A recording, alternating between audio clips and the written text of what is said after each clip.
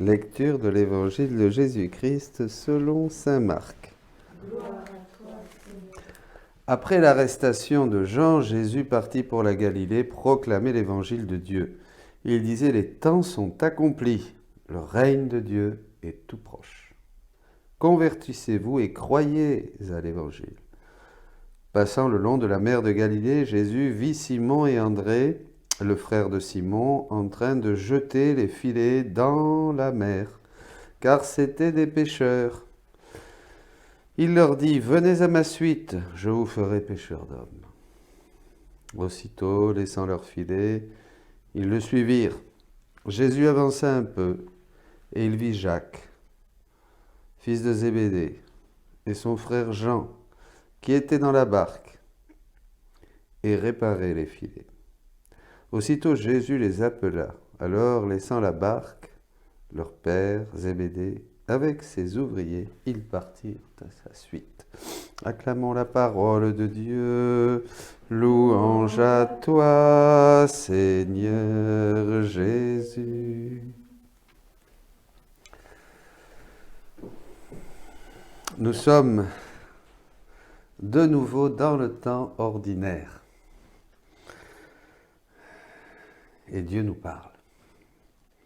Il nous a parlé dans ces temps qui sont les derniers, après nous avoir parlé par les prophètes, après nous avoir parlé par les apôtres, les saints jusqu'à aujourd'hui. Il nous a parlé par son Fils. Il nous parle par son Fils qui l'établit héritier de toutes choses, qui a créé les mondes, le rayonnement de la gloire de Dieu, l'expression parfaite de son être, ce Fils qui porte l'univers par sa parole, lui, la divine volonté, Jésus, comme il le dit, qui tient tout, qui fait tout, qui est partout. Sa parole puissante. Il a accompli la purification des péchés, il est venu dans notre monde, il s'est fait pécher, il nous a lavés par son sang, il nous a réconciliés avec le Père, et il a refait nos vies pour nous donner de nouveau ce royaume que nous avions perdu, et qui est tout proche, et qui est là, au milieu de nous. Il est dans les hauteurs, bien supérieur aux anges. Et oui, et c'est ce Jésus que les disciples là découvrent. Et c'est ce qui se passe encore aujourd'hui, où beaucoup d'entre vous, ce matin encore,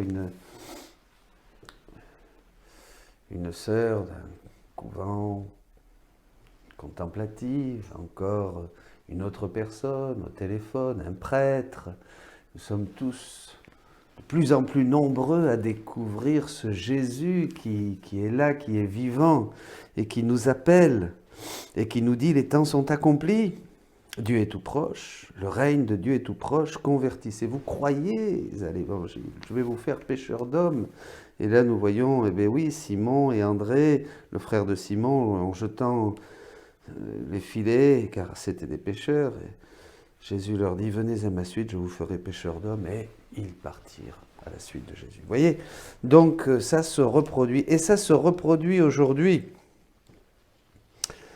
Et ça se reproduit aujourd'hui. Mais ce Fils qui est maintenant assis à la droite du Père et qui nous a promis le ciel ouvert, nous parle de manière beaucoup plus céleste.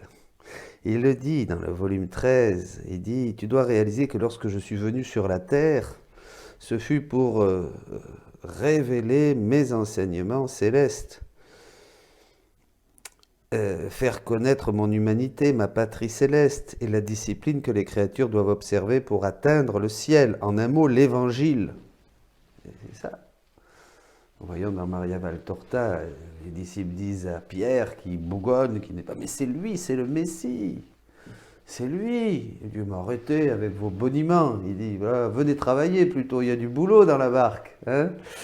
Et toutefois, en ce qui concerne ma volonté, c'est-à-dire ce qu'aujourd'hui Dieu nous révèle, cette plénitude, cet accomplissement, j'ai très peu ou presque rien dit. Je l'ai presque passé sous silence, insistant plutôt sur le fait que ce qui importait le plus pour moi était la volonté de mon Père. Concernant les mérites de ma volonté, son élévation et sa grandeur, les bienfaits qu'une créature reçoit quand elle vit en elle, je n'ai presque rien dit parce qu'étant si immature dans les choses du ciel, les créatures n'auraient rien compris. Bien sûr, pensez si Jésus allait tenir à Pierre, à André, à Jacques et à Jean les propos qu'il tient avec Louisa, il se dit, alors là Pierre, il disait, non, mais allez, non, c'est pas possible, il est fou. Qu'est-ce que c'est ces histoires, vous voyez, voilà. Je leur ai uniquement enseigné comment prier, que ta volonté soit faite sur la terre comme au ciel, afin qu'elle soit disposée à connaître ma volonté pour l'aimer et la réaliser, et ainsi recevoir les bienfaits qu'elle comporte. Alors, ce que j'ai à accomplir dans les temps actuels, ça c'est pour nous, les enseignements que je dois offrir à tous au sujet de ma volonté, je te les donne à toi, Louisa, mais à chacun de vous, à tous ceux qui aujourd'hui ont été touchés et ont reçu cette lumière qui vient de l'évangile du royaume de la divine volonté, parce que Jésus dit dans un autre texte au volume 23 qu'il ne détruira absolument pas les Écritures, mais au contraire, la divine volonté les supporte. Même si, comme il disait dans un autre passage, il va employer un langage beaucoup plus céleste, beaucoup plus développé, parce que maintenant le ciel est ouvert, ça y est, nous nous préparons au retour de Jésus. Nous nous préparons au retour de Jésus. D'où l'importance d'être missionnaire et de faire connaître cette divine volonté. Un prêtre me disait ce matin, oui, les gens ont peur de se lancer dans la paroisse, quand le prêtre ne connaît pas. Mais écoutez, moi je veux dire, tout le monde peut lire la Bible et faire un groupe biblique. Tout le monde peut faire un groupe de lecture du livre du ciel. Voilà. Vous pouvez vous réunir et commencer par un volume et par l'autre, et puis c'est tout simplement. Il me disait, profite, hein, dis-leur. Ben, je vous le dis, voilà.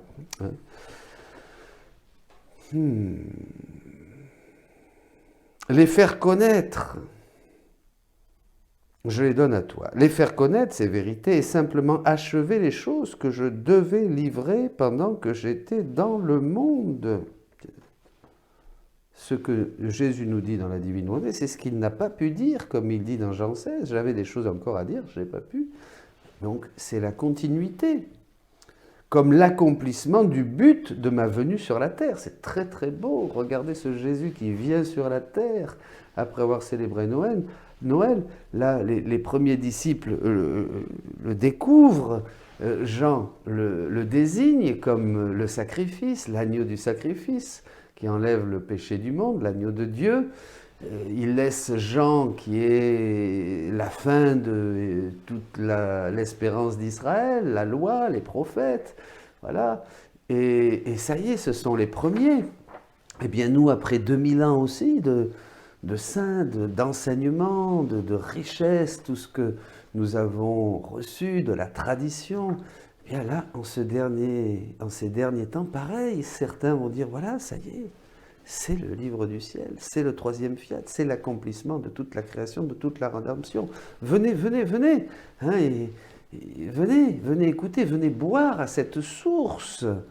C'est extraordinaire, hein, l'air pur que l'on respire dans la divine volonté, hein, dépouillé de toute complication, de toutes ces lourdeurs. Et bien, évidemment, les choses vont se simplifiant.